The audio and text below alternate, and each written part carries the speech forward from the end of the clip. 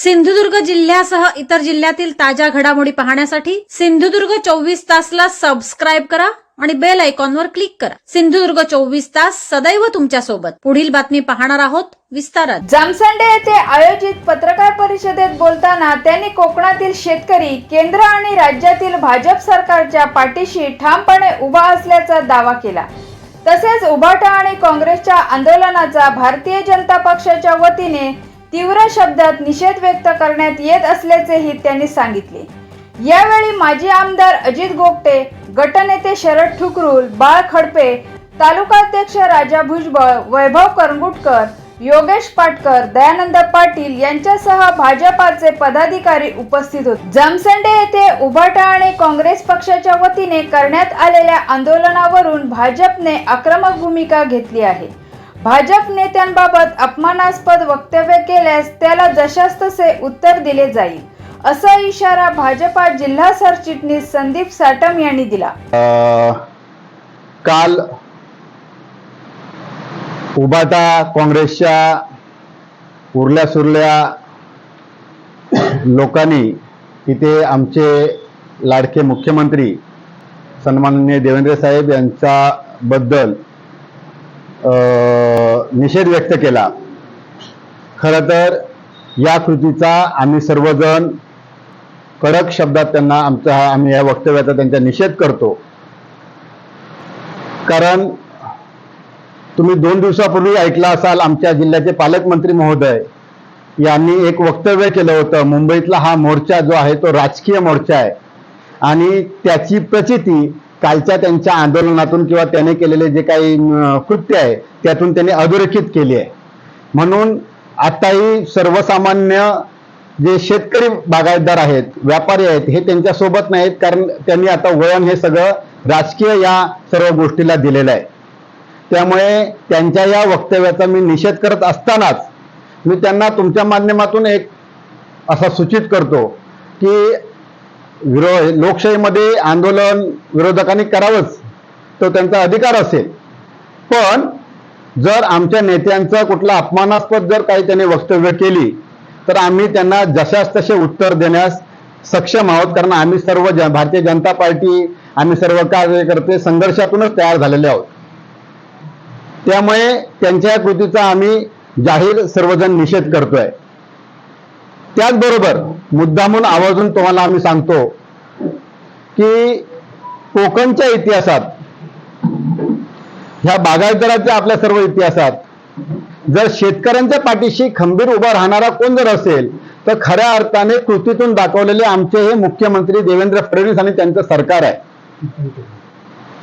देवेंद्र फडणवीस असतील, आमचे देशाचे पंतप्रधान असतील, हे सर्वजण खऱ्या अर्थाने शेतकऱ्यांच्या पाठीशी उभी असलेले कृतीतून त्यांनी दाखवून दिलाय। कालचा त्यांनी जो काही विशेष पॅकेज म्हणून, विशेष बाब म्हणून जी नुकसान भरपाई जाहीर केली, आपल्याला माहिती असेल एनडीआरएफ, एसडीआरएफ अशांच्या निकषातला बगल देऊन, खरं तर आपणालाही सर्वांना ज्ञात आहे, एनडीआरएफ असेल, एसडीआरएफ असेल, अतिवृष्टी झाली किंवा गारपीट झाली, भूकंप झाला, चक्रीवादळ झालं, अशा परिस्थितीमध्ये आतापर्यंत त्यांनी मदत होत होती।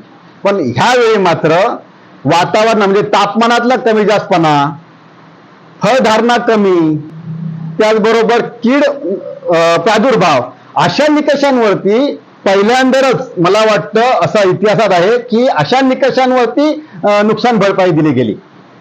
निश्चितच आम्ही असं म्हणतोय की दिलेली नुकसान भरपाई ही अगदी जरी समाधानकारक आपल्या सर्वांना वाटत नसली तरी सुद्धा दिली, याचंही अभिनंदन, कौतुक खरं तर केलं पाहिजे। पण जी वाढीव मिळण्यासाठी मला वाटतं जाहीर केल्याच्या लगेच जी कॅबिनेट झाली त्यामध्ये आमच्या जिल्ह्याचे पालकमंत्री असतील आणि सर्वच्या कोकण पट्ट्यातले मंत्री असतील, यांनी आवर्जून मुख्यमंत्र्यांना विनंती केली की ही नुकसान भरपाई थोडीशी वाढून मिळावी आणि त्याची प्रचिती त्यांच्या प्रेसमधून सर्व मंत्र्यांच्या आपल्याला आली आहे। 2 दिवसापूर्वी पण आमचे माजी मुख्यमंत्री तथा खासदार राणे साहेब यांनी एक सूचक वक्तव्य केलं आहे, ही काही मदत अंतिम नाही आहे। ह्याचा अर्थ सरकारही त्याच्याबद्दल पॉझिटिव्ह आहे, सकारात्मक आहे. अशा परिस्थितीमध्ये तुम्ही मला सांगा, हे विरोधकांचं नेहमीच ना कशाचं त्यांना कधी एखाद्याचं आपण अभिनंदन कौतुक करावं अशी त्यांनी कधीच बाब केली नाहीये. यापूर्वी याच सरकारच्या माध्यमातून, मुख्यमंत्र्यांच्या माध्यमातून, आमच्या पालकमंत्र्यांच्या माध्यमातून या शेतकऱ्यांसाठी या ठिकाणी मोठं मार्केट यार्ड उभारलं गेलं. या ठिकाणी या शेतमालाला चांगला दर मिळावा, त्याची वाहतूक जलद व्हावी, रस्त्यांची जाळी उभारली गेली. याचं कधी कौतुक नाही केलं. याच यातल्या काही वाचावीरांनी मागच्या वेळी तुम्हाला आठवत असेल, तुम्हीच प्रसिद्धी दिली होती त्याला. जर या सिंधुदुर्गातील शाळा वाचल्या, काही शिक्षक चे निकष बदलले तर आम्ही त्यांचा जाहीर सत्कार करू. अहो, काल जी.आर. आला, तुम्ही सत्कार करणारे राहिलात कुठे? कुठल्या बिळात गेलाय? फक्त आणि फक्त विरोध करायचा. ठीक आहे, तुम्ही तुमचं अस्तित्व दाखवण्यासाठी विरोध करताय, पण बघूया तरी एकदा तुम्ही जो काय बोलला होता ना, बोलाल तसं वागताय काय? करा तरी एकदा जाहीर सत्कार त्याच ह्याच्यावरती, स्टेजवरती पालकमंत्र्यांचा, आणि आम्हाला पण पाहू दे तुमच्या सत्काराचा दर्जा काय आहे तो. म्हणून मी तुम्हाला सांगतोय, ह्या सर्व विरोधकांनी अशा पद्धतीचं लोकशाहीच्या माध्यमातून आंदोलन करावं. पण आमचा भारतीय जनता पार्टी किंवा भारतीय जनता पार्टीचे आमचे लोकप्रिय मुख्यमंत्री सन्माननीय देवेंद्र साहेब, त्यानंतर नितेश राणे साहेब, खासदार राणे साहेब, आम्ही सर्वजण अगदी शेतकऱ्यांच्या पाठीशी ठामपणे उभे आहोत. शेतकऱ्यांच्या प्रत्येक प्रसंगामध्ये आम्ही त्यांच्यासोबत, त्यांच्या बांधावर जाऊन त्यांची विचारपूस केलेली आहे, आणि यापुढेही तसेच संबंध, तसेच ऋणानुबंध आम्ही त्यांच्यासोबत ठेवणार आहोत. त्यामुळे पुन्हा एकदा मी या सर्वच त्यांच्या कृतीचा निषेध करतो आणि थांबतो. धन्यवाद.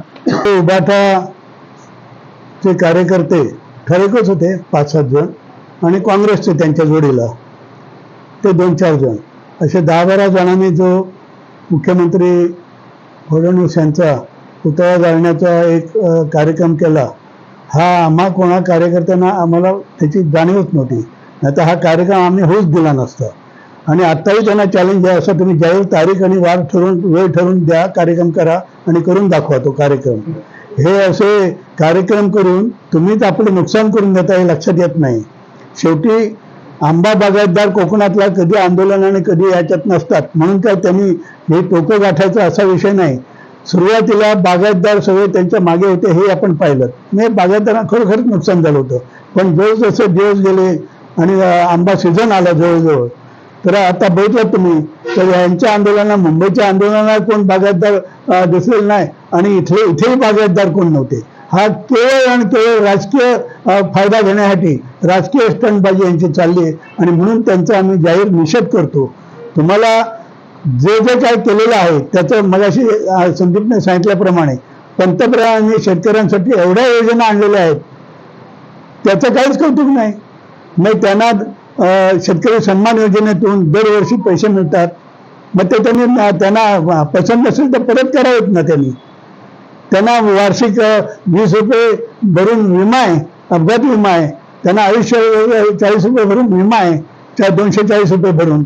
हे असे जे योजना आणलेल्या आहेत पंतप्रधान आणि मुख्यमंत्री आणि आपलं राज्याचं सर्व सरकार, हेही त्यांच्या पाठीशी खंबीरपणे असताना बागायतदारांनी, आता ह्याच्यात जर तुम्ही पाहिलं तर बागायतदार, सर्वसामान्य जो बागायतदार आहे तो ह्याच्यात नाहीच आहे, तो आपल्या कामधंद्यात आहे. आणि म्हणूनच हे यांचा राजकीय स्टंटबाजी असल्यामुळे आम्ही त्यांचा जाहीर निषेध करतो. आणि पुन्हा एकदा त्यांना ह्याच पद्धतीने, त्यांना जर काम करायचं असेल आणि हे करायचं असेल त्यांनी जाहीर करावं. एक आमच्या जे नेते आहेत, आता मुख्यमंत्री फडणवीसांचा पुतळा जाळतात आणि तिथे घोषणा देतात मुख्यमंत्री आणि सरकार विरोधी. आणि तुम्हाला आमच्या नितेश राणेंनी काही सांगितलं, त्यांनी योजना आणली, त्यांनी काही जाहीर झालं तर त्याचं काय वाटत नाही. त्यांनी देतो मी आपण तेही काय ह्याच्याशी समाधान आहे असं नाही. पण शेवटी सरकार म्हणून ज्यांना त्यांच्या मर्यादा आहेत, मदत द्यायच्या, केंद्राची योजना मिळाली NDRF तर्फे, या जे आहेत त्यांचे मगाशी सांगितल्याप्रमाणे निकष त्यांचे आहेत, ते बदलून घेऊन त्या मदत किती जास्तीत जास्त मिळते काय बघणार. आता त्यांनी पीक विमा जो होता तो आणलेला आहे. आता त्यांनी जे कर्ज होतं शेतकऱ्यांचं ते आता 30 जिल्ह्यावर आता त्यांनी घोषणाही केली कर्जमाफी करायची. मग जेवढं करता येईल त्यांना तेवढं करतायत. आणि बागायतदारांनी सुद्धा माझं आव्हान आहे, कोणीही यांच्या भूलथापांना आणि राजकीय याच्यावर बळी पडू नये. सरकार आपलं आमचे काही प्रयत्न आहेतच ना. आम्ही काय इथे तुमच्याबरोबर नसलो मग काय आम्ही काय थांबलेलो नाही आहोत. नितेश राणे पालकमंत्री आहेत, नारायण राणे आहेत खासदार, आमचे अध्यक्ष आहेत रवींद्र चव्हाण आणि सगळे भारतीय जनता पार्टीचे कोकणातले सुद्धा बागायतदार ह्याच्या मागे आहेत. हे मदत मिळावी म्हणून जास्तीत जास्त, आणि या नात्या कारण सगळ्या निकषात कसं बसता येईल अजूनही मदत मिळू शकते. असं काय मदत एकदा झाली म्हणजे काय शेवटची मदत नाही. त्यामुळे बागायतदारांनी संयम राखणं आवश्यक आहे आणि त्यांनी ते संयम राखलाय. ते यांच्याबरोबर नाहीत हे त्यांनी त्यांच्या कृतीतूनही दाखवलंय. शेवटी जेव्हा इथे जेव्हा ते ह्याच्यात गेले मग त्यांनी जिल्ह्यावर हा नेला प्रश्न, म्हणून थोडेफार इकडे वेंगुर्ला आणि इकडचे लोक दिसले बागायतदार, पण शेवटी उभाटाचेच होते सगळे. आणि मग त्यांनी रस्त्यावर आले ते सुद्धा उभाटाचेच होते. हायवे रोखायचा प्रयत्न केला. ही पश्चिम महाराष्ट्राच्या स्टाईलने इथे आंदोलनं करू नयेत. आपल्याला आपलं योग्य मार्गाने सुनिश्चित मार्गाने आपले प्रश्न मांडून, कारण सोडवणार शेवटी खालपासून वरपर्यंत सरकार आपलंच आहे ना. मग आपल्या सरकारबरोबर वाद घालणं, भांडण करणं, निषेध करणं त्यांना लागेल किंवा कोण मदत करायला येईल. कुठलं सरकार असं जर तुम्ही आम्ही काम करत असून सुद्धा जर तुम्ही हे करणार असालच आंदोलनं तर सरकारला सुद्धा विचारच करणार ना त्याचा. त्यामुळे सगळ्या बागायतदारांनी संयम पाळावा. संयम आतापर्यंत राखला तसं राखावा आणि ह्यांच्या नादाला लागू नये. महत्वाचं म्हणजे अजिबात एवढंच या निमित्ताने सांगतो. सिंधुदुर्ग जिल्ह्यासह इतर जिल्ह्यातील ताज्या घडामोडी पाहण्यासाठी सिंधुदुर्ग 24 तासला सबस्क्राईब करा आणि बेल आयकॉनवर क्लिक करा. सिंधुदुर्ग 24 तास सदैव तुमच्या सोबत.